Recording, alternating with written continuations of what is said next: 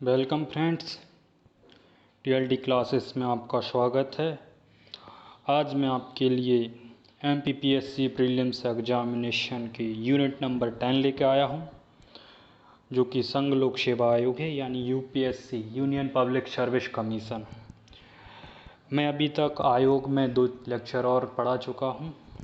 जो lecture first था election commission, second lecture मेरा था स्टेट इलेक्शन कमीशन, और थर्ड लेक्चर है अपना UPSC, union public service commission. ठीक, चलिए टीएलडी क्लासेस में आपको और भी एग्ज़ाम्स के बारे में पढ़ाया जा रहा है।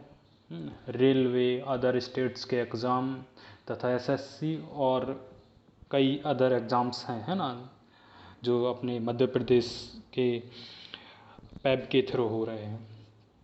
ठीक, चलिए देख लेते हैं क्या है इसमें। यूपीएससी के पहले अपन पृष्ठभूमि देखेंगे, उसकी सामान्य जानकारी देख लेंगे, कुछ आर्टिकल्स के बारे में देखेंगे और इसके कुछ फैक्ट हैं उनके बारे में देख लेते हैं। फिर इसके बाद अपन क्वेश्चन देखेंगे। चलो ठीक, चलिए अगर आपको कोई भी क्वारी है तो आप मुझे कमेंट बॉक्स में कमेंट कर दें, मैं आपकी क्वारी को सॉल्व करने की कोशिश करूँगा। साथ ही अपने दोस्तों को भी जोड़ लें। ठीक, और मेरे लेक्चर नंबर 1 और लेक्चर 2 देखना चाहते हैं तो मैं इसके डिस्क्रिप्शन में आपको लिंक भेज दूंगा। ठीक, तो वहाँ से आप लोग देख लें।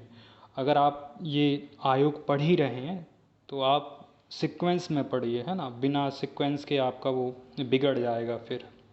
ठीक, चलो देख लें क्या है पृष्ठभूमि। पृष्ठभूमि क्या बोल रही है? 1793 लॉर्ड कॉर्नवालिस ने भारत में सिविल सेवा का जन्मदाता कहा जाता है। किसे? लॉर्ड कॉर्नवालिस को। ये कब थे? 1793 में। चलिए नेक्स्ट पॉइंट क्या बोला? सन 1800 में लॉर्ड वेलेस्ली ने कोलकाता में सिविल सेवकों के लिए प्रशिक्षण हेतु फोर्ट विलियम कॉलेज खोला, किंतु बोर्ड ऑफ डायरेक्टर के विरोध के कारण इसे बंद करना पड़ा। कब खोला गया था ये कॉलेज? 1800 में। किसने खोला? लॉर्ड वेलेस्ली ने। ठीक, चलिए इसका विरोध बोर्ड ऑफ डायरेक्टर ने क्यों किया? क्योंकि ऐसी चीज़ें थीं जो कंट्रोल, जो भी ऐसे मैटर थे ना सिविल सर्विसेज से रिलेटेड, या जो प्रांतीय परीक्षाएं होती थी, या जो कंट्रोल रखना है, वो नियंत्रण बोर्ड के पास रहता था, बोर्ड ऑफ डायरेक्टर के पास। तो बोर्ड ऑफ डायरेक्टर नहीं चाहता था कि उनके ऊपर भी कोई ऐसे लोग आए जो अपना कंट्रोल करें, उन्हें ऑर्डर्स दें।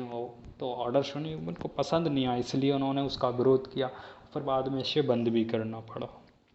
ठीक, चलिए वो बोर्ड ऑफ डायरेक्टर का मैटर था, अपन को अपना देखना है। चलिए क्या देखें, अगला क्या है? 1853 में क्या आया? चार्टर अधिनियम, सिविल सेवकों की नियुक्ति को परिभाषित किया। ठीक, 1854 में लॉर्ड मैकाले की अध्यक्षता में प्रतियोगिता परीक्षा से नियुक्ति होने लगी। देखिए लॉर्ड मैकाले साहब क्या कर रहे हैं?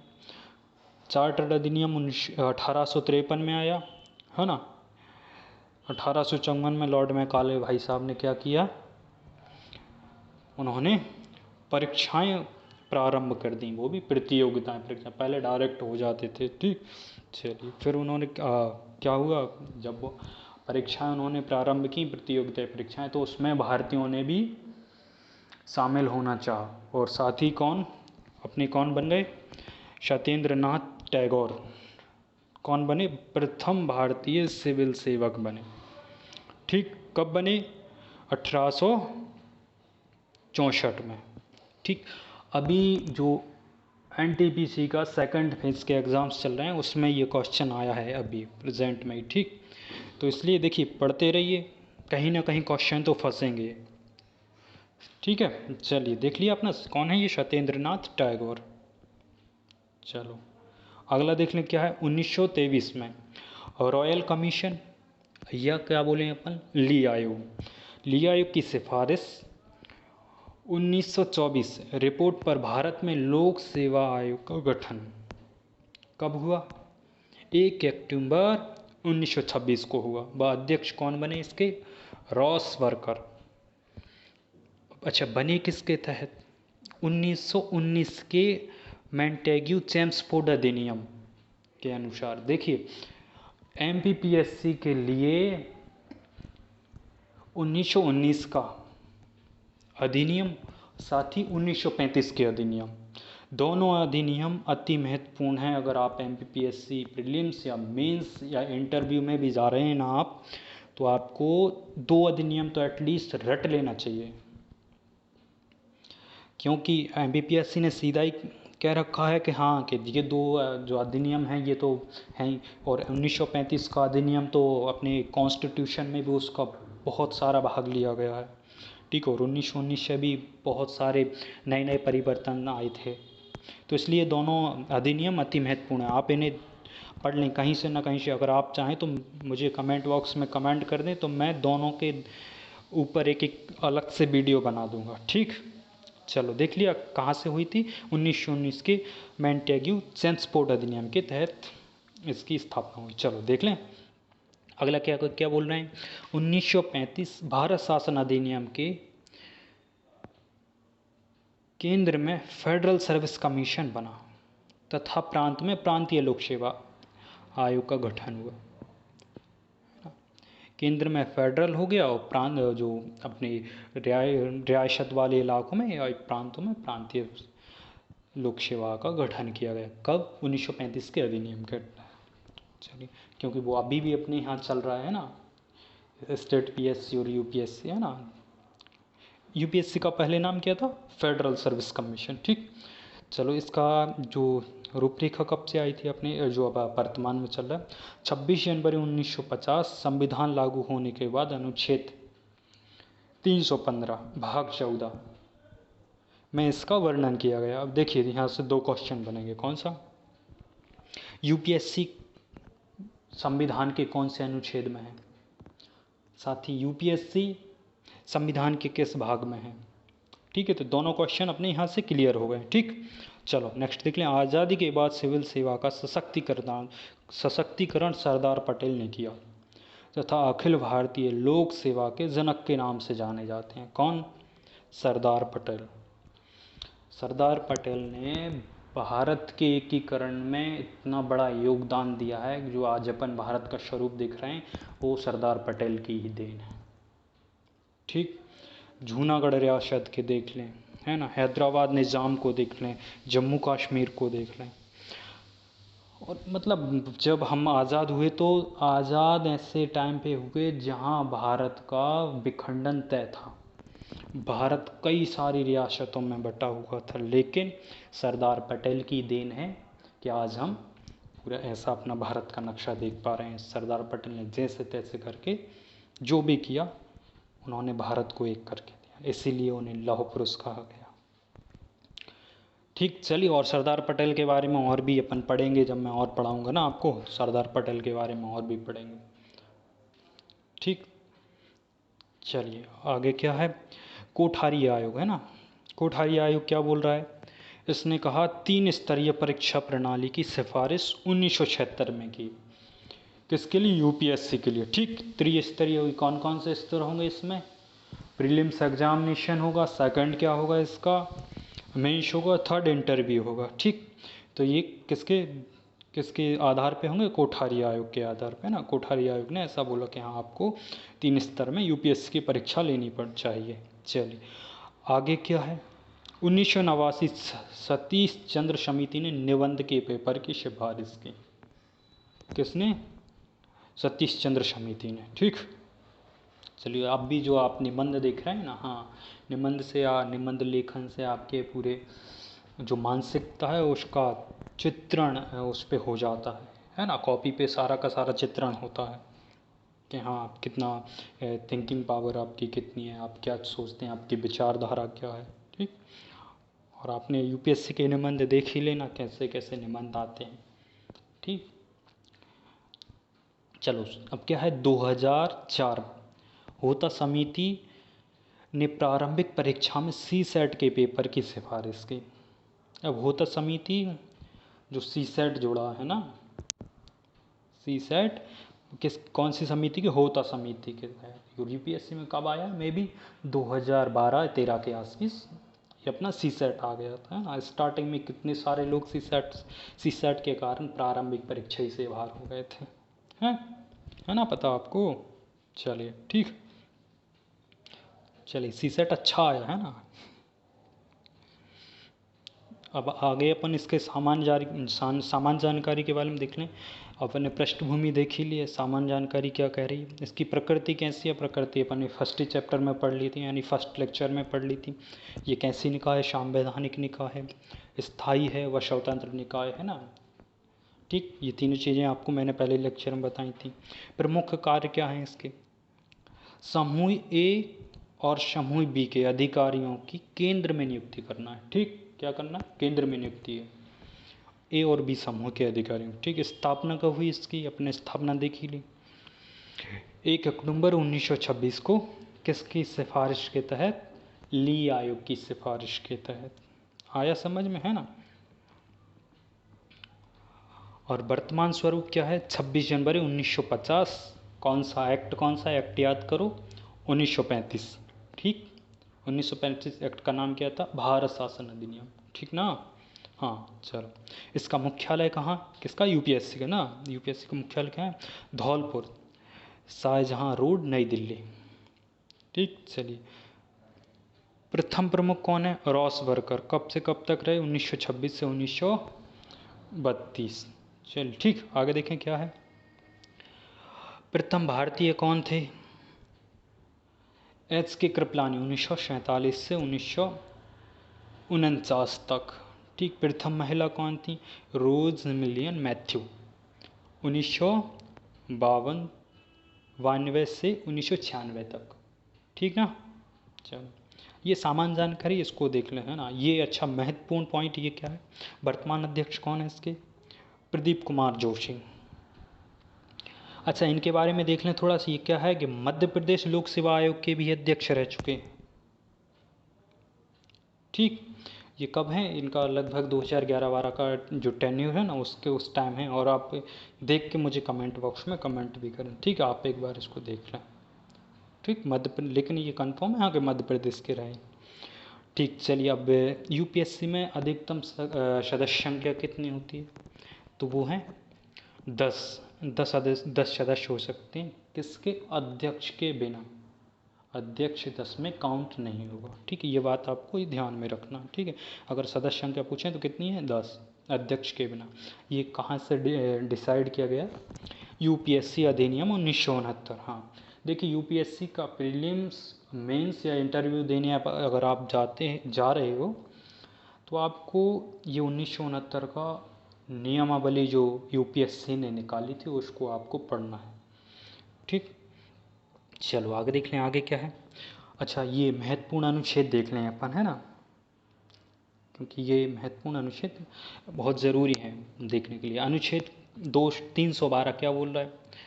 312 की जो फर्स्ट वो है, उसमें क्या है? नई अखिल भारतीय सेवाओं के सृजन की संसद की शक्ति। जो अखिल भारतीय सेवाएं होंगी उनके सृजन की शक्ति किसके पास है? संसद के पास है। ठीक, चलिए नेक्स्ट पॉइंट क्या? 1 जुलाई 1966 को भारतीय वन सेवा को अखिल भारतीय सेवा का दर्जा दिया गया। कब दिया गया? ये पॉइंट पूछा गया, क्वेश्चन पूछा गया, 1 जुलाई 1966। ठीक, उसी में अनुच्छेद में दूसरा जो पॉइंट है, दूसरा क्या बोल रहे हैं? भारतीय प्रशासनिक वन सेवा। किस? 312 के दूसरे भाग में भारतीय वन सेवा के बारे में दिया गया और दूसरे क्या? भारतीय पुलिस सेवा के बारे में। 2 भागों में बांटा। ठीक, चलिए अगर इसमें नोट में देख लें, नोट में क्या क्या है? इनके मंत्रालय क्या क्या होते हैं? आईएएस, आईपीएस और आईएफएस, है ना।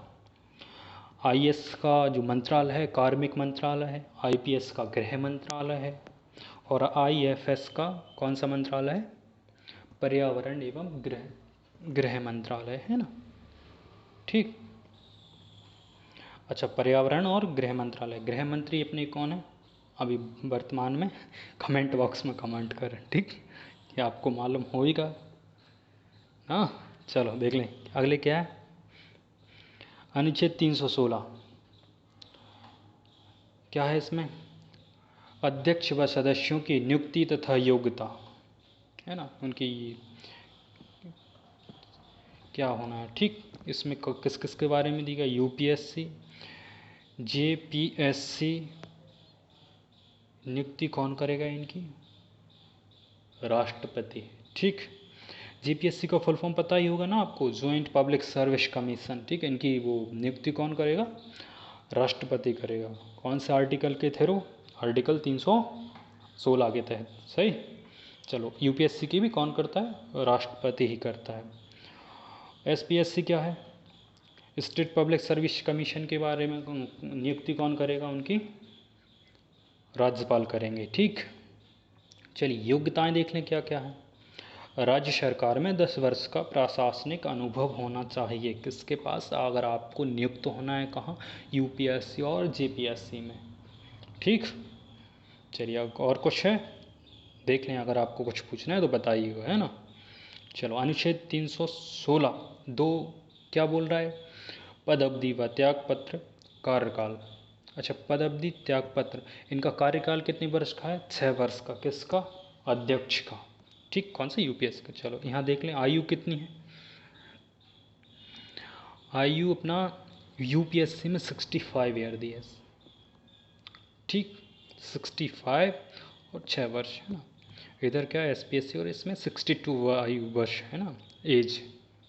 316 की 316 के 3 में क्या कहा है, पुनः उसी पद पर नियुक्ति नहीं होगी। इसमें आप गच्चा खा जाएंगे, ठीक। 316 के 3 में। चलो इसको भी अपन देखें क्या है फिर। चलो उसको मैं अभी बताऊंगा थोड़ी देर बाद, किनके 316 के 3 को, है ना। अध्यक्ष व सदस्यों को हटाने की प्रक्रिया कौन से 316 में है ना, यूपीएससी, एसपीएससी और जेपीएससी में क्या है, राष्ट्रपति के द्वारा ये हटाए जाएंगे। हटाने का आधार क्या होगा, साबित कदाचार होना चाहिए, है ना। मतलब हाँ कि यार ये मिसबिहेवियर पर्सन है, या और कुछ भी आधार हो सकते हैं ना, मेंटल इलनेस हो सकती है ना, और करप्ट हो सकते हैं, और भी कई आधार हो सकते हैं, दिवालिया हो गए हैं, तो ऐसे भी उनको हटा सकते हैं, ठीक। प्रक्रिया क्या है इनकी, अनुच्छेद 145 के तहत, अनुच्छेद आर्टिकल आपको याद रखना है। अनुच्छेद 145 के तहत उच्च न्यायालय की जांच के बाद, देखिए जब राष्ट्रपति इन्हें हटाएंगे तो उससे पहले क्या एक प्रक्रिया चलाई जाएगी, वो भी कहाँ, उच्चतम न्यायालय में, है ना। उच्चतम नहीं, उच्च न्यायालय में चलाई जाएगी, ठीक। और जो भी वो रिपोर्ट देंगे उस पर फिर राष्ट्रपति अपना निर्णय देंगे। वो रिपोर्ट राष्ट्रपति के लिए बाध्यकारी रिपोर्ट होगी, इस बात को आपको ध्यान रखना है, क्योंकि जो भी उच्च न्यायालय रिपोर्ट पेश करेगा राष्ट्रपति के सामने, वो रिपोर्ट कैसी होगी, बाध्यकारी रिपोर्ट होगी, ठीक। चलो अगला देखें क्या है, अनुच्छेद 318 क्या बोल रहा है, अध्यक्ष सदस्यों की सेवा शर्तें, सदस्य संघ का वेतन भत्ते आदि के बारे में कहाँ दिया गया, 318 में। संघ लोक सेवा आयोग 1969, है ना, अधिनियम 1969 के बारे में थोड़ा देख लें। धारा 3 क्या बोल रही है, धारा 3 क्या बोल रही है, सदस्य संख्या कितनी होगी, 10, जो कि अपन पहले देख चुके हैं, किसके बिना, बिना अध्यक्ष के, ठीक। धारा 4 में क्या लिखा गया, उनके वेतन भत्तों के बारे में, ठीक है, कितना वेतन होगा, है ना। चलो अनुच्छेद 319 क्या बोल रहा है, आयोग के सदस्यों और अध्यक्ष की पुनः नियुक्ति। चलो कहाँ कहाँ कौन कौन नियुक्त करेगा, है ना। मैंने अभी बताया था ना, पिछले वाले में अपन लोग देखेंगे कि कहाँ गच्चा खाते हैं आप, तो ये है अपना गच्चा खाने वाला। चलो अध्यक्ष क्या है, यूपीएससी के अध्यक्ष के बारे में बात कर लें तो क्या होगा, पुनः नियुक्त नहीं होगा, यूपीएससी का अध्यक्ष उसी के पद पे पुनः नियुक्त नहीं होगा, ठीक। एक बार वो अगर अध्यक्ष बन गए हैं तो फिर वो कोई सी भी सर्विसेज में नहीं जा सकते, यानी कि वो खुद के उसी पद पे नहीं जाएंगे, ठीक। कौन से, यूपीएससी के अध्यक्ष के पद पे, ठीक। यूपीएससी अध्यक्ष का वो पॉइंट खत्म हुआ। दूसरा देख लें, सदस्य क्या है, सदस्य भाई क्या क्या बन सकते हैं, देखिए यूपीएससी के अध्यक्ष बन सकता है, यूपीएससी का सदस्य यूपीएससी का अध्यक्ष बन सकता है, साथ ही स्टेट पब्लिक सर्विस कमीशन का अध्यक्ष नियुक्त हो सकता है, ठीक, क्या हो सकता है, उसका अध्यक्ष बन सकता है किसका, यूपीएससी का, और एसपीएससी का क्या बन सकता है, अध्यक्ष बन सकता है। ठीक, चलो एसपीएससी के बारे में देख लें। ये वैसे अपन स्टेट पब्लिक सर्विस कमीशन में पढ़ना था, लेकिन मैं एक साथ ही अगर यहाँ ख़त्म कर देंगे तो वहाँ का हेडिक ख़त्म हो जाएगा। ठीक, चलो यहाँ क्या बोल रहे हैं, अध्यक्ष के लिए क्या क्या वो है, अहर्ताएँ क्या क्या है। यूपीएससी के लिए क्या लिखा है, अध्यक्ष क्या बनेगा, यूपीएससी का अध्यक्ष बन सकता है, यूपीएससी का अध्यक्ष बन जाएगा, यूपीएससी का सदस्य बन जाएगा, साथ ही क्या बनेगा, अन्य यूपीएससी का सदस्य या सॉरी अध्यक्ष बन सकता है।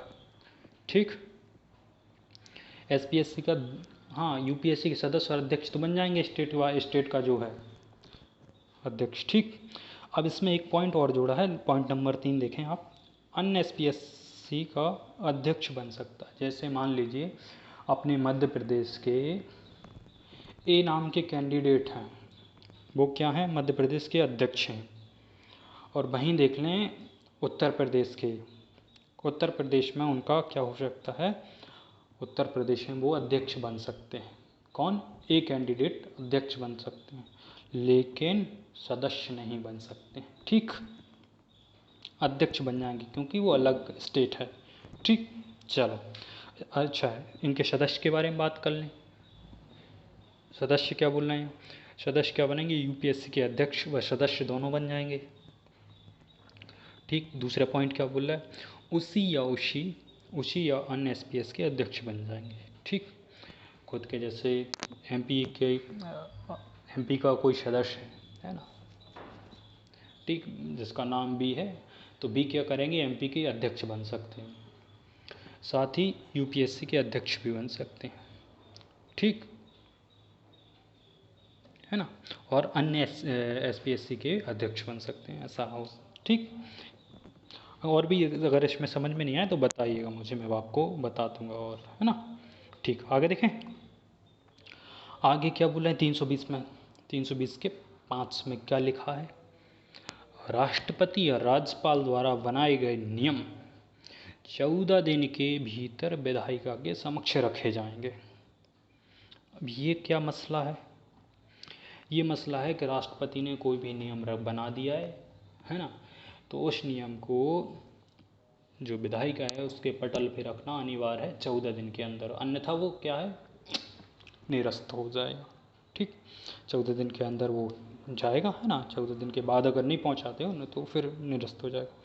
लेकिन उसमें वो भी आपको ध्यान रखना पड़ेगा, है ना, ऐसा ना हो कि सत्र बंद हो, सत्र बंद है फिर भी आप कह रहे हैं, तो ऐसा नहीं, जब कब सत्र जो चलेगा ना उसके 14 दिन के अंदर अंदर आपको रखना पड़ेगा। ठीक, अनुच्छेद 322 क्या बोल रहा है, यूपीएससी के व्यय भारत सरकार की संचित निधि पर भारित होगा।